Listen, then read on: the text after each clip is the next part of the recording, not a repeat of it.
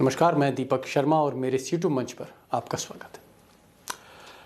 दोस्तों, गुजरात एक ऐसा राज्य है जहां शहरों में भी बहुत से लोग मुख्यमंत्री का नाम नहीं जानते हैं और बाकी मंत्रियों का हाल ये है कि वो विजिटिंग कार्ड लेकर घूमते हैं। अब ये नौबत इसलिए आई क्योंकि गुजरात में सरकार का मतलब, पार्टी का मतलब सिर्फ और सिर्फ नरेंद्र मोदी है। यानी अगर मोदी क्लिक किए तो पार्टी जीती और मोदी अगर क्लिक नहीं किए तो पार्टी गई। कुल मिलाकर टोटल डिपेंडेंस मोदी पर है और ये बहुत बड़ा जोखिम है जहां तक बीजेपी का सवाल है।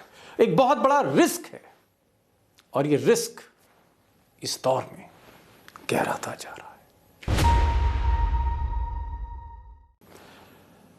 अब दोस्तों, कल ही मैंने आपको एक वीडियो दिखाया था राजकोट में मोदी जी की रैली, जिसमें खाली कुर्सियां थीं, पंडाल था। लेकिन ये मामला राजकोट तक सीमित नहीं है। पूरे गुजरात से जो इनपुट आ रही है, मोदी जी की जो रैली हैं, जो रोड शो हैं, उसमें जो बम्पर भीड़ आती थी वो भीड़ इस बार नहीं दिख रही। काडर में उत्साह नहीं है और जो नेता हैं बगावत पर उतरे हुए। और एक सवाल खड़ा हो रहा है कि वो मोदी जो क्लिक करते हैं तो बीजेपी जीतती है, क्लिक नहीं करते तो बीजेपी हारती है। तो क्या इस बार या इस चुनाव में मोदी का जो मैजिक है वो फेड हो रहा है? वो जो जादू था मोदी का, जो सर चढ़कर बोलता था जनता के, वोटर के, वो जादू क्या उतर रहा है? यानी बीजेपी क्या एक बेहद क्राइसिस से गुजर रही है, जहां मोदी का जो सिक्का है, मोदी की जो करेंसी है, वो भी फेल होती दिख रही है। क्योंकि गुजरात की जनता समझ रही है ये जो आने वाले मुख्यमंत्री है, जाने वाले मुख्यमंत्री है, ये तो सब रबर स्टैंप है। ओरिजिनल तो सरकार वही चलाता है जिसके नाम पे वोट मांगे जाते हैं, जिसका नाम नरेंद्र दामोदर दास मोदी है। तो अब मोदी जी की एंटी इनकम्बेंसी जो है, इसका काट करने के लिए आपको मोदी जी को हटाना होगा, जो है नहीं। ऐसे में वो एंटी इनकम्बेंसी फैक्टर मार कर रही है और उसका काट इनके पास दिखाई नहीं दे रहा है। अब हमारे एक्सपर्ट अशोक वानखेड़े ने तो आज बहुत ही बोल्ड स्टेटमेंट दे दिया मोदी जी पर, और उनके खुलासे आज बहुत ज़बरदस्त होने वाले हैं और उनको ज़रूर सुनिएगा आप। आपको पूरी पिक्चर क्लियर मिलेगी गुजरात की, क्योंकि बड़ा अहम चुनाव है जहाँ तक देश की राजनीति का सवाल है, 2024 का सवाल है।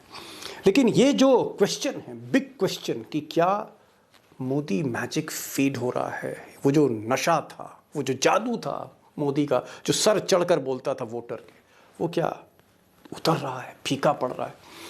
मैंने तकरीबन दर्जन भर एक्सपर्ट्स, पत्रकार, गुजरात के पॉलिटिकल एनालिस्ट, संपादक जो बेखौफ हैं, तटस्थ हैं, उनसे बात करी और कमोबेश सबका मानना है कि वो जो क्रेज मोदी का था वो अब नहीं दिख रहा है इस चुनाव में, खासकर 15-20 दिन से जो उन्होंने रैलीज करी हैं, और ये ट्रेंड जारी है। अब क्या कारण है, मैंने आपके लिए, क्योंकि आसानी से आप उस पूरी तस्वीर को समझ सकें, 5 कारण, 5 reasons Y Modi magic is fading away. ये 5 कारण आपको बताएंगे, थोड़ा सा ग्लिम्स देंगे। बाकी तो अशोक वानखेड़े और हम जब एनालिसिस करेंगे तो पूरी तरह से डिकोड करेंगे। लेकिन वो 5 कारण सरसरी तौर पर क्या हैं जहां मोदी का सिक्का, मोदी की करेंसी फीकी पड़ रही है, और वो भी गुजरात में। तो क्या मोदी का जादू फेल हो रहा है इस बार चुनाव में? अगर आप ये चार्ट देखेंगे तो पिक्चर और तस्वीर और साफ हो जाएगी। जैसे point number 1, heavy anti incumbency, 27 साल से ज़्यादा की सत्ता विरोधी लहर, और भारी नाराज़गी है जनता में। और उनको लगता है, जनता को लगता है कि ये जो डबल इंजन की सरकार है 2014 के बाद, पीएम भी गुजरात का, सीएम भी गुजरात का, केंद्र में भी बीजेपी, राज्य में भी बीजेपी, ये डबल इंजन क्लिक नहीं कर रहा है क्योंकि 5 साल ना बीजेपी के बड़े नेता दिखे और ना ही विकास दिखा। Point number 2, too much dependence on Modi. सारा का सारा चुनाव सिर्फ और सिर्फ मोदी के नाम पर, और हर जगह मोदी है, ब्रांड मोदी, चाहे वो दीवार हो, चाहे वो इश्तिहार हो, चाहे वो होर्डिंग हो, चाहे वो रैली हो, चाहे वो विज्ञापन हो, चाहे वो गोदी मीडिया हो चाहे अखबार हो, हर जगह मोदी एक ओवरडोज है। और उसके कारण आगे मैं बताऊंगा, हालांकि भाव भी आपको बहुत कुछ बताने जा रहे हैं। Point number 3, Gujarat model exposed, और उसको बहुत हद तक अरविंद केजरीवाल ने एक्सपोज किया। शिक्षा का मॉडल, स्कूल वहाँ के, बिजली नहीं पहुँची कई जगह पर, कहीं पर पानी नहीं है, पाइपलाइन है, इस तरह के बहुत सी जर्जर व्यवस्था सामने आई है। और फिर मोरबी का पुल जिस तरह से टूटा है, इतने लोग बेचारे, उनकी मौत हो गई, वो एक गुजरात मॉडल को एक्सपोज करता है। यानी गुजरात मॉडल की कहीं ना कहीं कलई सबके सामने खुल गई। पॉइंट नंबर 4 बहुत इंपॉर्टेंट है, और जो आप सुर्खियों में देख भी रहे हैं, हालांकि गोदी मीडिया इसको दबा रहा है, छुपा रहा है। इनफाइटिंग, ग्रुपिज्म इन बीजेपी, भीतरघात है, बगावत है। तकरीबन 35 से 40 सीट ऐसी हैं जहां पर बागी नाराज़ बीजेपी के लोग, जो मोदी और अमित शाह से नाराज़ हैं, वो कहीं ना कहीं असर डालेंगे, वोट काटेंगे। ओवैसी से ज़्यादा वोट इस बार बागी काट रहे हैं, ये स्थिति है वहाँ पर। इस पर भी डिस्कस हम करेंगे। Point number 5, work for lobby only. और इस लॉबी से मतलब गुजरात लॉबी है, गुजरात स्टेट से मतलब नहीं। गुजरात लॉबी का मतलब है हम दो हमारे दो, मोदी, शाह साहब, अडानी, अंबानी। और जो चुनिंदा काम है गुजरात के भीतर, गुजरात के बाहर, जहाँ जहाँ बीजेपी सरकारें हैं या केंद्र सरकार के प्रोजेक्ट्स हैं, इन्हीं लोगों को दिया जा रहा है। बाकी जो इंडस्ट्रियलिस्ट हैं, बाकी जो बिजनेसमैन हैं, बाकी जो कंस्ट्रक्शन कंपनीज हैं, उनको कोई भी फ़ायदा नहीं मिला। और इसके साथ साथ जो ओवरऑल इकॉनमी है, अगर आप देखें गुजरात में, चाहे वो बढ़ती महंगाई हो, बेरोज़गारी हो, इसका बहुत ज़्यादा इम्पैक्ट जो है वो बॉटम क्लास में, लोअर मिडिल क्लास में पड़ा, जो मेन वोटर हैं। तो ये कुल मिलाकर 4-5 पॉइंट्स हैं, लेकिन इसके आगे जो ग्राउंड सिचुएशन है, जो हकीकत है, उसको डिकोड करना ज़रूरी है। और खुलकर डिकोड करना है, खुलकर बताना है, बिना डर के बताना है। और बिना डर के अगर कोई बोलता है दोस्तों, तो फिर यही शख्स बोलता है, बोलता भी है, समझता भी है, समझाता भी है। और मैं बहुत ज़्यादा समय नहीं लूँगा। पहला सवाल भाव जो आपसे है वो ये है कि जो रिसर्च टीम, हमारी जो रिसर्च टीम थी, पहला जो सवाल है, जो लोगों में नाराजगी है पूरे गुजरात में, अक्रॉस गुजरात, वो है हैवी एंटी इनकम्बेंसी, सत्ता विरोधी लहर 27 साल की, जहां लोग कह रहे हैं कि डबल इंजन की सरकार ने कुछ भी नहीं किया जमीन पर। भाव, काट की हंडी बार बार नहीं चढ़ती। ये विधायकों को घर बिठाना लोगों को समझ में आ गया। आप 5 साल के लिए विधायकों को घर बिठाते हो, नए लोगों को लाते हो, नया लॉर्ड भी वही होता है जो पुराने वाला होता है। ऐसा करते करते 27 साल हो गए। चुनाव कोई भी लड़ता है, लेकिन in the name of Narendra Modi vote मांगा जाता है, मोदी जी के नाम पे वोट मांगा जाता है, अमित शाह जी के नाम पे वोट मांगा जाता है, आनंदीबेन पटेल के नाम से वोट मांगा जाता है, सीआर पाटिल के नाम से वोट मांगा जाता है। लेकिन ये चारों लोगों की जो एंटी इनकम्पेंसी है, उसका इलाज किसी के पास नहीं। अब मोदी जी के अपने नाम की एंटी इनकम्बेंसी वहां हो गई, क्योंकि गुजरात की जनता समझ रही है ये जो आने वाले मुख्यमंत्री है, जाने वाले मुख्यमंत्री है, ये तो सब रबर स्टैंप है। ओरिजिनल तो सरकार वही चलाता है जिसके नाम पे वोट मांगे जाते हैं, जिसका नाम नरेंद्र दामोदर दास मोदी है। तो अब मोदी जी की एंटी इनकम्बेंसी जो है, इसका काट करने के लिए आपको मोदी जी को हटाना होगा, जो है नहीं। ऐसे में वो एंटी इनकम्बेंसी फैक्टर मार कर रही है और उसका काट इनके पास दिखाई नहीं दे रहा है। फिर जो ये बार बार करते थे, बार बार ये कहते थे कि विधायकों को हटाते थे, तो विधायक डर के मारे बेचारे चुप रहते थे। अब विधायक चुप नहीं रहते, उनको भी समझ में आ गया है कि उनका यूज एंड थ्रो होता है, तो वो भी विद्रोह पे उतरे हुए हैं। तो इस बार एंटी इनकम्बेंसी एंड रिवोल्ट, ये दोनों का जो कॉकटेल है वो इतना डेडली बन गया है, जिसकी वजह से भारतीय जनता पार्टी और उनके रणनीतिकारों के गुजरात में पसीने छूट रहे हैं। और यही कारण है कि एंटी इनकम्बेंसी इस बार बाकायदा चर्चा का विषय है। एंटी इनकम्बेंसी आपको तमाम सर्वेज में दिखाई देता है। एंटी इनकम्बेंसी आप जब लोगों के बीच में जाते हैं बात करने के लिए, तब लोगों की हताशा, लोगों का इस सरकार के प्रति क्रोध इस बात को रेखांकित करता है कि एंटी इनकम्बेंसी फैक्टर इस बार बहुत बड़ा दैत्य बनकर बीजेपी के सामने खड़ा हो गया है।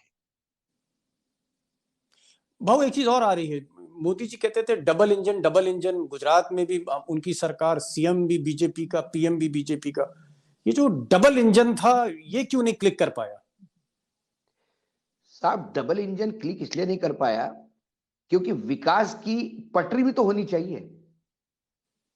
पटरी यदि किसी उद्योगपति के घर ही जा रही है तो जितनी तेजी से ये डबल इंजन लेके जाएगा वो सारा विकास तो उद्योगपतियों के पास चला गया।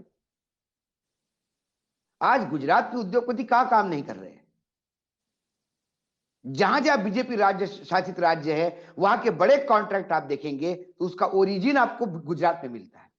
मिसाल के तौर पे मिसाल के तौर पे आप कोई भी काम ले लीजिए, किसी भी राज्य का ले लीजिए, मध्य प्रदेश का ले लीजिए, फूड सप्लाई का ले लीजिए, किसी राज्य में कोई टेंडर का ले लीजिए, जो कंपनी है उसका कहीं ना कहीं यूपी में ले लीजिए, उत्तर प्रदेश में ले लीजिए, आसाम तक ले लीजिए, कर्नाटक ले लीजिए, अभी महाराष्ट्र में शुरू हो गया, महाराष्ट्र में ले लीजिए। गुजराती एड्रेस होना या गुजरात का एड्रेस होना ये ऐप के टेंडर पास होने में बहुत बड़ा मददगार साबित होता है। मानो सारा टैलेंट सिर्फ गुजरात में ही फंसा हुआ है। और लेकिन गुजरात में भी दो ही तीन लोग हैं, वो पूरे गुजरातियों को भी नहीं देते। दो ही तीन लोग हैं मतलब सीआर पाटिल के खास है, आनंदीबेन के खास है, अमित शाह जी के खास है और मोदी जी के खास है। अल्टी पल्टी में जिसका दाव लगे उन्हीं का काम होते रहता है।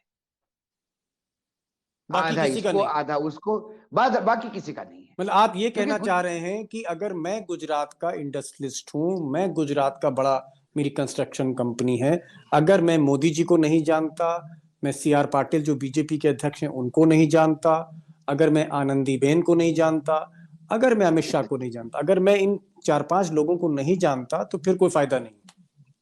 ये आप मेरा उल्टा सवाल है दीपक जी। यदि आप बड़े बिल्डर है और इन 4 लोगों को जानते नहीं है तो आप बड़े हो ही नहीं सकते गुजरात में। गुजरात में जिसको भी बड़ा होना होता है उनको इन्हीं से बड़े होने का लाइसेंस लेना होता है। तो लाइसेंस की फीस भी होती होगी? सर लाइसेंस की फीस भी होती है, तभी तो बीजेपी के इतने खर्चे होते हैं। एक एक रैली पे करोड़ों रुपए का खर्चा होता है। और ये पैसा कोई व्हाइट का नहीं होता, ब्लैक का भी पैसा होता है। ये सारी बातें कई बार रिकॉर्ड्स पे आ चुकी है, इसके वीडियोस है मार्केट में। जो लोग कहते हैं कि एम्बुलेंस में कैसा गुई गुई करते हुए पैसा आता है, गांव में बंटता है रैलीज के पहले। एम्बुलेंस में एक टीवी चैनल ने अपने चैनल शुरू होने के पहले ही 2019 में जो ये स्टिंग ऑपरेशन किया था, करीब करीब 28 उम्मीदवारों का लोकसभा के, सभी राजनीतिक दलों के, उसमें राजस्थान का एक नेता वो उम्मीदवार था इनका, बीजेपी का, जिसने कहा कि भाई हेडक्वार्टर से हवाला से पैसे आते, जयपुर तक पैसे आते हैं और जयपुर से पैसे हवाला से फिर एम्बुलेंस में वो जहां पेशेंट्स होता है वहां पे पैसे रखे जाते हैं और डॉक्टर के साथ वो गुई गुई करते हुए, लाइट दिया घूमते हुए गांव गांव जाके पैसा डिस्ट्रीब्यूट होता है। ये उसने बोला है, रिकॉर्ड पे बोला है, टेलीविजन चैनल पे चला है। ये कोई मनगढ़ंत आरोप नहीं है। हाँ, मैं समझ गया आपकी बात। आपका ये कहना है कि अगर जो गुजरात में अगर आप इन 4-5 लोगों के साथ शामिल नहीं है, आप टीम मोदी या टीम शाह में नहीं है, तो फिर आप शाह नहीं। एक और चीज, क्या आपको लगता है कि एक बड़ा कारण जो है मोदी जी की जो हालत पतली है, दाल पतली है बीजेपी, क्या जो गुजरात मॉडल है जिसकी मोदी जी दुहाई देते थे उत्तर प्रदेश में या बाकी प्रदेशों में, वो गुजरात मॉडल अब एक्सपोज हो गया है? आप क्या इस पर कहेंगे? दीपक जी, गुजरात मॉडल कभी था ही नहीं, वो एक ढकोसला था। लेकिन यदि गुजरात का मॉडल मैं किसानों की तरफ देखूं, वहां के आदिवासियों की तरफ देखूं, वहां के दलितों की तरफ देखूं, वहां का शिक्षा का स्तर देखूं, ग्रामीण क्षेत्र में स्वास्थ्य और शिक्षा का स्तर देखूं, तो फिर पता पड़ता है कि गुजरात का ओरिजिनल मॉडल क्या है। फिर गुजरात का मॉडल और बीमारू स्टेट के मॉडल में कोई फर्क नहीं है दीपक जी। यही कारण है कि नरेंद्र मोदी जी के प्रधानमंत्री होते हुए गुजरात के दलितों ने बौद्ध धर्म स्वीकारा, हिंदू धर्म से त्याग देके, और दिवाली और होली त्याग कर आंबेडकर जयंती और बौद्ध पूर्णिमा स्वीकार लिया। वहां आदिवासियों के लिए आज भी आपको काम करना पड़ता है, तो 27 साल तक क्या किया सरकार ने? यदि लाखों के प्रोजेक्ट आज भी देने पड़ते हैं आपको, तो 27 साल तक क्या किया सरकार ने? यदि वेदांता का प्रोजेक्ट आपको महाराष्ट्र से छीन के गुजरात में लाना पड़ता है, तो उस पे वोट मांगने पड़ते हैं, तो अभी तक सरकार ने क्या किया वहां पे? क्या किसी भाषण में आपने मोदी जी को यह कहते हुए सुना कि गुजरात क्या था और मैंने क्या बनाया? गुजरात बहुत ही कम कर्जदार स्टेटों में से एक था। मोदी जी ने जब गुजरात छोड़ा, तो गुजरात इस देश का हाईएस्ट डेटेड स्टेट, यानी सबसे ज्यादा कर्जदार राज्य बना हुआ था। कर्जा लेके तो दिवाली कोई भी सेलिब्रेट करता है दीपक जी। अपनी मेहनत के कमाई से दिवाली सेलिब्रेट करे तो माने। एक चीज जो भाऊ समझ नहीं आ रही है, और एक बड़ा मतलब आप तो गुजरात में भ्रमण आपने किया है, अहमदाबाद, सूरत, हर जगह आप गए हैं। सुनते हैं आरएसएस वाले बड़ा नाराज हैं मोदी जी से, अमित शाह से, और विश्व हिंदू परिषद बड़ा नाराज है, और जो सीनियर लीडर हैं वो भी बहुत नाराज है। एक लीडर तो जयनारायण व्यास हैं, जो बहुत सीनियर लीडर, उन्होंने तो इस्तीफा ही दे दिया कुछ दिन पहले बीजेपी से। तो ये जो नाराजगी है, आरएसएस क्यों नाराज है मोदी जी से? मोदी जी तो प्रचारक रहे। मोदी जी प्रचारक रहे, लेकिन जब मोदी जी सत्ता में वहां मुख्यमंत्री बन के गए, तब एक संघ में एक आवाज उठी थी, एक चर्चा हुई थी, क्या चाणक्य को चंद्रगुप्त के रोल में जाना चाहिए क्या? क्योंकि संघ के प्रचारक हमेशा चाणक्य के रूप में रहे हैं, और चंद्रगुप्त के नाम पे जो राजनीति से लोग आते हैं उनके उनके गुरु बन के। लेकिन ये पहली बार हुआ कि एक प्रचारक मुख्यमंत्री बना। और जब प्रचारक मुख्यमंत्री बना, और जब मुख्यमंत्री के सत्ता का उन्हें एक बार समझ आ गई कि सत्ता क्या होती है, फिर संघ की और मोदी जी की, जब मोदी जी मुख्यमंत्री थे तभी पटरी नहीं बनी, तब से डिरेल हुआ मामला है। विश्व हिंदू परिषद का तब से डिरेल हुआ मामला है, क्योंकि संघ जब सत्ता बीजेपी की आती है, तो मुख्यमंत्री के अपने दरबार में बुला के अपनी मनीषा बात बताते हैं, अपना सोच विचार बताते हैं, अपना एजेंडा लागू करने का प्रयास करते हैं। और मोदी जी ने मात्र अपना एजेंडा लागू किया, क्योंकि उन्हें देश की राजनीति में भी आना था। वो बार बार कह रहे थे, उनके कई इंटरव्यूज ऐसे कि जो बिल्कुल प्रधानमंत्री बनने के लिए तैयार नहीं थे, हम तो गुजरात में खुश हैं, हम तो गुजरात को हमको आगे बढ़ाना है। गुजरात को किस सेक्टर में आगे बढ़ाए बताएं जरा? एक मात्र विश्व का सबसे बड़ा स्टैच्यू बनाने से गुजरात के बेरोजगारों का तो प्रॉब्लम सॉल्व नहीं होता। गुजरात में आज भी हर गांव में पानी तो नहीं है। गुजरात में आज भी शिक्षा का स्तर इतना नीचे गिरा हुआ है कि आदमी सोच भी नहीं सकता कि ये रोल मॉडल कैसा हो सकता है। स्वास्थ्य सेवाएं इस बार गुजरात की जो नंगी हुई है कोविड में, और हाईकोर्ट को स्ट्रिक्चर पास करने पड़ रहे हैं, जहां लाशों को जलाते जलाते चिमनियां पिघल गई सीएनजी के बरियल वो क्रिमेशन ग्राउंड पर। ये गुजरात का मॉडल जब लोगों ने आंखों से देखा कि लोग दंग रह गए। और यदि यदि भारतवर्ष की आज ये दशा है, आज हम कहते कि हम श्रीलंका की तरफ जा रहे हैं, आज हम कहते कि हम बहुत ज्यादा कर्ज में डूबे हुए हैं, हमारे यहां महंगाई अभी भी कंट्रोल नहीं हो रही है। जब हम महंगाई की बात करते हैं, महंगाई कंट्रोल नहीं हो रही है, तो ये एयर टिकट कितने बढ़ रहे हैं और लोग कितने एयर में जा रहे हैं वो बताते हैं। जब हम बताते हैं कि भैया यहाँ लोगों को खाने को नहीं, तो ये बताते हैं कि गाड़ियों का बुकिंग 6-6 महीने के लिए बैठा हुआ है, इतना डिमांड चल रहा है। ये हमेशा आलूओं को प्याज के साथ तोलते हैं, आलूओं को आलूओं के साथ नहीं तोलते। नरेंद्र मोदी जी की स्टाइल है डिफोकस करते हैं। आप किसी चीज पे फोकस करेंगे, वो आपका फोकस वहां से हटाएंगे।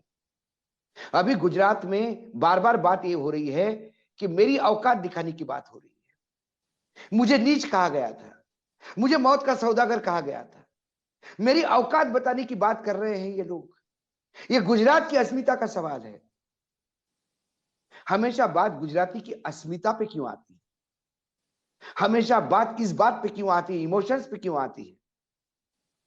गुजरात के विकास पे बात क्यों नहीं करते? क्या पिछले कुछ दिनों में आपने एक ऐसा भाषण सुना जिसमें आने वाले गुजरात का एक रोड मैप सरकार ने रेखांकित किया हो? कुछ नहीं है। एक चीज भाव समझ नहीं आई, जैसे हम लोग गुजरात मॉडल की बात करते हैं, मैंने कई रैलियों में मोदी जी को सुना। नवसारी की रैली देखी, सुरेंद्र नगर की रैली देखी, जो उन्होंने राजकोट में रैली की। ठीक है, थोड़ी बहुत गुजराती हम भी समझ लेते हैं। उन्होंने किसी भी रैली में ये नहीं कहा कि मैंने आपको ये गुजरात मॉडल दिया, मैंने आपको विकास का मॉडल ये दिया, मैंने आपको स्कूल दिए, मैंने आपको अस्पताल, ये वो बात ही नहीं करते। ऐसा क्यों है? इसलिए कि गुजरात में गुजरात का मॉडल नहीं बिकता, क्योंकि वो मॉडल है नहीं। गुजरात का मॉडल वो मध्य प्रदेश में बेचते हैं। चाइना बॉर्डर का सक्सेस वो गुजरात में बेचते हैं। चाइना बॉर्डर का सक्सेस वो लद्दाख में नहीं बता पाते, क्योंकि लद्दाख को मालूम है उनकी गोचर की जमीन कैसी है, चली गई है चाइना को। तो ये हमेशा दूसरी जगह का मॉडल दूसरी जगह बनाते हैं।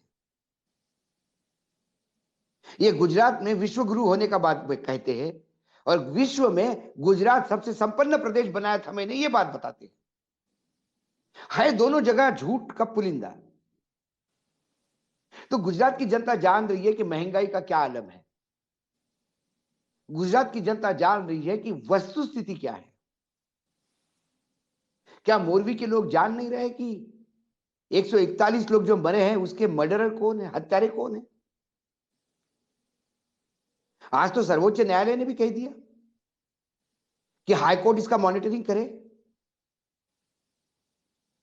जो रिपोर्ट्स आई है वो भयावह रिपोर्ट्स है। क्या आपके मंत्री का समधी यदि उस कंपनी का मालिक है जिसने ठेका लिया था, तो वो कानून से ऊपर हो गया? 144 141 लाशें कोई मायने नहीं रखती। सवाल ये उठते हैं, गुजरात की जनता ये सवाल पूछ रही है। रैलियों में खाली पड़ी हुई कुर्सियां इस बात को इंगित करती है कि लोग अब नरेंद्र मोदी जी को सुनना चाहते या नहीं सुनना चाहते। जहां जहां रैली होती है उस जिले में स्टेट ट्रांसपोर्ट की बसें बंद होती है, वहां के गांव में आवागमन रुक जाता है, क्योंकि सारी की सारी बसें रैली में लोगों को ले जाने में लगती है। ऐसे मैं आपको कई उदाहरण दे सकता हूं जहां रैलीज हुई है। 2-2 दिन जी। तक लोग घर में बैठे रहे, कहीं जा ही नहीं सकते बाहर। किसी बीमार को देखने नहीं जा सकते, किसी को मिलने नहीं जा सकते, क्योंकि बसें नहीं चल रही है। बसें कहां लगी है? बसें रैली में वो लोगों को ले जाने में लगी हुई। लोग कह रहे हैं कि भूपेंद्र पटेल अब दुखती रग मोदी जी के लिए हो गए। मोदी जी को समझ नहीं आ रहा है कि भूपेंद्र पटेल का करें क्या। और एक चर्चा ये भी हो रही है कि भाई इनको हटा के अब अमित शाह को बनाओ, वरना गुजरात जो है 2024 में बहुत परेशान करने वाला है। देखिए, अमित शाह वर्सेस मोदी जी या अमित शाह वर्सेस आनंदीबेन पटेल, ये बहुत पुराना द्वंद है गुजरात की राजनीति में। सी आर पाटिल उनके तरफ है। वर्तमान में जो कैबिनेट बनी उसमें अमित शाह जी का एक मंत्री भी नहीं है, सपोर्टर एक मंत्री भी नहीं है। अमित शाह अलग थलग पड़ गए। लेकिन गुजरात में आम आदमी पार्टी ने जो हंगामा किया, उससे बीजेपी थोड़ी बैकफुट पे आ गई, और एक चुनाव के तक एक सीज फायर हुआ इन दोनों ग्रुप में कि हमें गुजरात निकालना होगा, नहीं तो सबके लिए बुरी खबर हो सकती है। तो गुजरात निकालने के लिए दोनों इकट्ठा हो गए। लेकिन इस बात की कोई गारंटी नहीं कि ये जो बोलते हैं वो करते हैं। ये जो बोलते हैं वो बिल्कुल नहीं करते।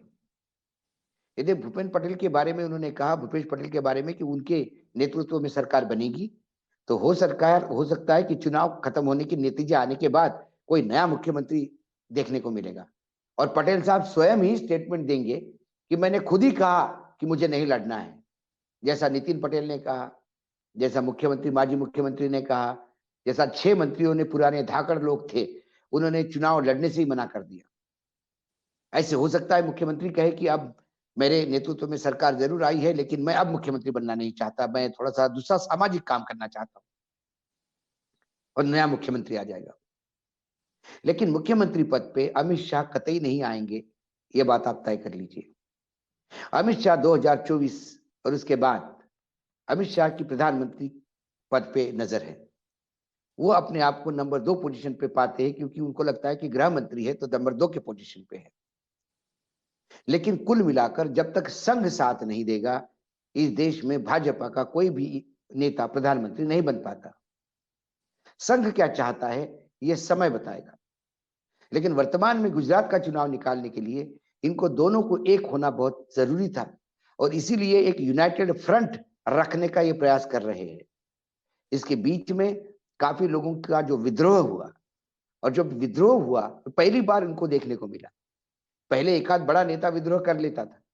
यहाँ आपको गांव गांव में विधायक अप्लाई करते देखे, इंडिपेंडेंट फॉर्म भरते देखे, और फिर छोटे छोटे लेवल पे जाके समझाइश करनी पड़ी, उन्हें प्रॉमिस करना पड़ा।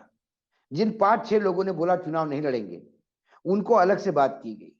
सुनने में आया कि नितिन पटेल को यह बोला गया कि लोकसभा अगला आपको लड़ना है और आपको मंत्री बनना है केंद्र। रूपाणी जी को यह बोला गया कि संगठन में बहुत बड़े पद पे आपको हैंडल होना है। पंजाब का बाकी लोगों प्रभारी को बना कोई दिया। कोई राज्य मंत्री का दर्जा किसी को दिया जाएगा नई सरकार में। ये लॉलीपॉप और रेवड़िया बांटनी पड़ी आपको, जो तो पहले ये स्थिति नहीं थी। एक चीज यहाँ पर, अगर ये चुनाव फंसता हुआ दिख रहा है, जैसा कि आपने इतने कारण गिना दिए इतने सारे, अगर इतने कारण हैं और जमीन पे कारण हैं और ये चुनाव फंसा हुआ है और इसको हर कीमत पर मोदी जी को जीतना है, क्योंकि पता है कि अगर गुजरात नहीं जीते तो फिर 2024 की सत्ता भी हाथ से निकल जाएगी। तो अब गुजरात जीतने के लिए, क्योंकि अब तो 13-14 दिन बचे हैं, तो ये जो पखवाड़ा है या ये 2 हफ्ते जो हैं, इसमें अब गुजरात को हर कीमत जीतने के लिए, हर कीमत पर क्या क्या हथकंडे अपनाई जाएंगे? गुजरात में हिंसा भी हो सकती है। गुजरात में चुनाव के टाइम, वोटिंग के टाइम पे बूथों पे हंगामा हो सकता है। गुजरात में जहां जहां विपक्ष का दावेदार है, अच्छा खासा प्रबल है, वहां वोटिंग में इंपैक्ट हो सकता है। कई हथकंडे अपनाए जा सकते हैं। ये चुनाव है दीपक जी, ये चुनाव रक्त रंजित भी होते हैं और गुजरात का तो इतिहास है, चुनाव का सक्सेस ही रक्त रंजित है। तो आने वाले समय में ये 15 दिन बहुत क्रुशियल है। दूसरी ओर आपने कई हथकंडे अपनाए, आपने पैसा भी खर्चा किया, आपने प्रलोभन भी दिया, आपने दादागिरी भी की, आपने सब कुछ किया। इसके बावजूद भी आपने अवहेलना भी की। इसके बावजूद भी ये जो भारत जोड़ो पदयात्रा है, इसको मिलने वाला रिस्पांस और राहुल गांधी की 2 सभाओं का मिला हुआ रिस्पांस, ये इंडिकेट करता है कि इनके तर्कश के बहुत सारे तीर नाकाम हो रहे हैं। ऐसे में अंत में जो तीर बचता है वो हिंदू मुसलमान का बचता है, हिंदुत्व की अस्मिता का बचता है, जो गुजरात की लैबोरेटरी मानी जाती है, गुजरात की अस्मिता का बचता है, सेंट्रल एजेंसीज का डर का बचता है कि केंद्र में, राज्य में भले ही कांग्रेस सरकार आएगी, लेकिन अभी 2024 तक हमारी सरकार तो है। प्लान बी बीजेपी के पास रेडी है। देखिए बीजेपी, हम 3 हाइपोथेटिकल सिचुएशन की बात करें, 3 प्रकार के सिचुएशन हो सकते हैं। बीजेपी 140 पे आ जाए, यदि बीजेपी 140 130 पे आ जाती है तो आने वाले लोकसभा चुनाव में राजनाथ सिंह हो गए, गडकरी जैसे नेता हो गए, इनके टिकट कटना तय है। वरुण गांधी हैं, तमाम ऐसे और लोग हैं। ये तो टिकट 100% कट है। उसके बाद अब भाव मान रहे हैं, मैं भी थोड़ा थोड़ा मान रहा हूँ, एक्सपर्ट्स भी मुतमईन हैं कि जादू तो उतर रहा है। और बीजेपी में भी बहुत से लोग हैं, मोदी जी के कैंप में भी हैं, हालांकि जो रैलियां देखकर उनको भी समझ में आ रहा है कि जादू तो उतर रहा है।